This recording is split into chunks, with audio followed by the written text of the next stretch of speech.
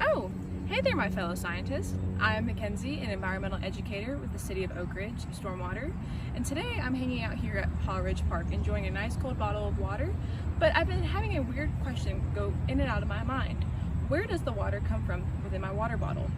I know I pulled it from the faucet from my house earlier today, but how did it get to the faucet? I know that water travels far and wide on a very long, incredible journey, from the peaks of the Himalayan mountains down deep within the trenches of the oceans. That sounds impossible, huh? But I'm pretty sure that there is a process that can help me explain this. Will you help me out?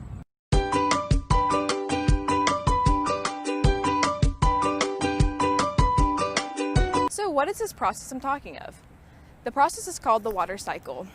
The water cycle explains the transfer and movement of water across Earth's surface and in our atmosphere. Water has no beginning or end when we're looking at this cycle. It's a massive cycle.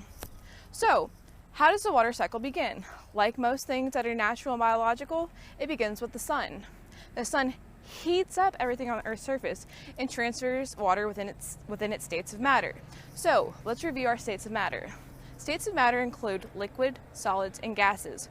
So when we're talking about water, this refers to liquid water, ice, and water vapor. So now let's look back at the sun. So when the sun heats up the Earth's surface, or our waters like our oceans, our rivers, or lakes, it takes the liquid water and sucks it up into water vapor, and it'll rise and rise and rise into the sky. And as it rises, it gets cooler and cooler. Think of evaporation like this. Have you ever dried off when you got out of the pool without using a towel? Well, in that case, you experienced evaporation. The water from your body turned from liquid water into water vapor and completely disappeared off your body. So let's take a look at an animation made by NASA that helps explain the water cycle. So we begin with evaporation. As you see, the sun will rise, and as it rises, it slowly heats the Earth's surface and atmosphere, causing liquid water to be converted into water vapor. After the water has evaporated, the water vapor enters the sky and cools. As the water cools, it condenses and it turns the gas into a liquid. This process is called condensation. Think of it like this. The water molecules that enter the sky with different particles of dust and other stuff condenses and forms things that we know as clouds. An example of condensation is what's happening on my water bottle right this very moment. As you can see, there's water particles that are collecting on the sides of my bottle, but then you notice there's some water lingering on the sides. And you know what that process is called? It's called precipitation. What happens is as the water in the sky gets cooler and cooler, and once it's condensed, it releases and it lets water enter back onto the Earth's surface. Different forms of precipitation include snow, rain, hail, and sleet. Let's take a look at the animation and see how condensation and precipitation work. Remember, after the water has evaporated, the water vapor gets cooler and starts to turn into liquid, and this process is called condensation. So remember, as all the water molecules begin to stick together and condense, they form clouds. Now when the clouds stick together tightly enough, water will form from them, and this is known as precipitation. Also, if the clouds are cold enough, it can produce other forms of precipitation, causing snow, sleet, or hail. So once the water returns back to the Earth's surface, where does it go and what happens to it? So it can either evaporate right back up immediately if there's sun right after a storm, or it can go into our rivers, our lakes, our ponds, into our glaciers, or sometimes it gets soaked right into the ground, which happens a lot more than you'd think. So once that water is soaked into the ground, it can flow very slowly back into our lakes or into our oceans. Or what ends up happening is it gets pumped up and is used as drinking water, which I guess in this case is where this came from. Let's take a look at what happens after it precipitates. So once the water falls, it can take different routes. It can run towards rivers where it will eventually join the ocean, or it can soak into the ground and stay there for years until it slowly ends up at sea. Or like the water that was in my water bottle, it can be pumped out of the ground to be used as drinking water. And sometimes that water will then be quickly evaporated and the process will begin once again. So I just want to thank you guys today for helping me figure this problem out. And I hope you guys are staying safe, happy, and healthy during these crazy times. So now that we know a little bit more about the water cycle, how about we take on the role of being a water molecule throughout the incredible journey of water? In this craft activity, you'll be able to make a bracelet that represents this incredible journey. So, like I said, you'll take on the role of being a water molecule and you'll travel throughout what is the water cycle.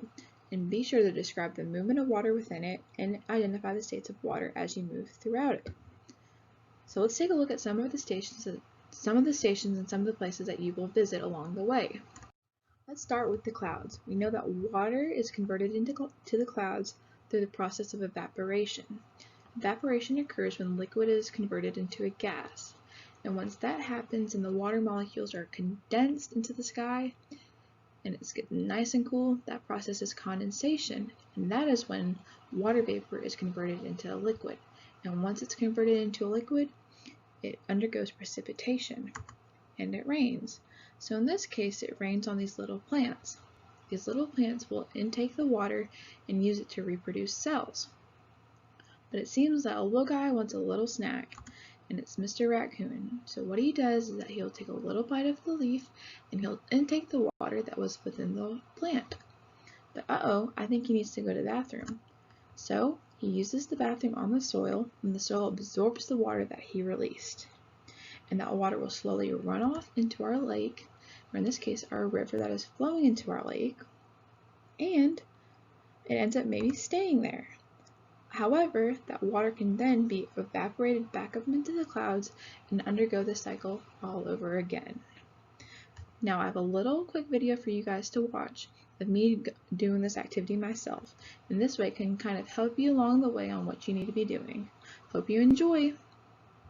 Okay, my fellow scientists, so now it's time to begin the Incredible Journey activity. What you will need is one pipe cleaner assembled with 2 yellow beads, one 8-sided die that is pictured on all sides that are representing the different stations. These different stations are also represented by these beads, which will eventually put on to the Incredible Journey bracelet. But please note that beads are a choking hazard, so please keep out of reach from small children and pets. And finally, we will need a timer. So in this case, I'm using a phone timer set to 1 minute. All right, let's begin. Start your timer and let's get to rolling, y'all. So we're beginning at the soil. So we're beginning with water within the soil. Let's roll her again. Now we got the animal. So the soil is probably transferred to the animal, probably through water that was uptaked through their feet, through their fur, from laying and sleeping, that they probably absorbed. Now to the plant. So the animal probably got water from the plant by eating it. As we know, plants do hold water. The plant again. So this means that the water probably has not yet left the plant. Let's do it again. Now to the river. So this probably happened through the transportation of water from the plant's roots through the ground into our rivers. We'll do one more. And now we got the plant. And it's going to be the reverse effect of that, of the water transporting through the ground to the plant's roots. So now, I kind of already walked you through the incredible journey of this one water molecule, which is represented by me in this case, and in your case, you'll be doing your own.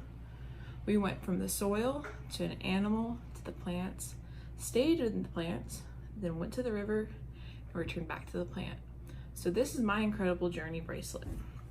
So what you'll do is kind of go over the incredible journey, just how I did with mine. You can do it with your friends or family. And what you'll end up doing is making your very own Incredible Journey bracelet. I hope you guys enjoyed this activity.